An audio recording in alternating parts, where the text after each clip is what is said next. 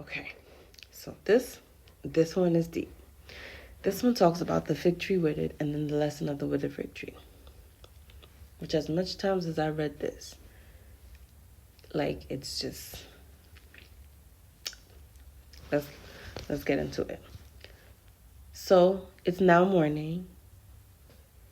Jesus returns to the city, and he was hungry. On the side of a road, he sees the fig tree. He came to it and found nothing on the fig tree but leaves. And so Jesus says to it, "Let no fruit grow on you ever again." And immediately the fig tree withered away. And now the disciples saw this, and they were marveled by this. And they said, "How did the fig tree wither away so soon? How did that happen so fast?" And so now Jesus answers and says to them, "Assuredly I say to you, if you have faith and do not doubt, you will not only do what was done to the fig tree, but also, if you say to this mountain, 'Be removed and cast into the sea,' it will be done. And whatever things you ask in prayer, believing, you will receive." Now, we have heard this before, right? When he told us if we have faith the size of a mustard seed, tell this mountain to move, it shall be. Yes. So we've heard this before in Matthew's so far, in the earlier chapters. But what... This tree sounded like it should have had something on it, but it did not. Believes. And it sounded like Jesus was not happy about that. Right? All right. So what did he do? He cursed the fig tree.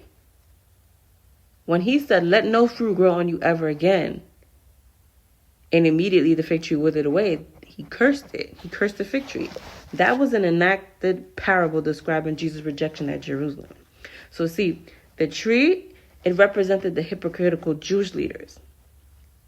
And then the leaves, it symbolized the outward religious observances. And then when it said that Jesus found nothing on it but leaves, that was the lack of fruit. And that stood for the rejection of Jesus, because we read time and time again that they kept rejecting Jesus. And such failure led to judgment. So that such failure called for judgment. So now Jesus used the amazement of the disciples as an opportunity to teach the importance of faith and prayer, to release the power of God, which is why we need to pray to release the power of God. When I read that, I was like, wait a minute.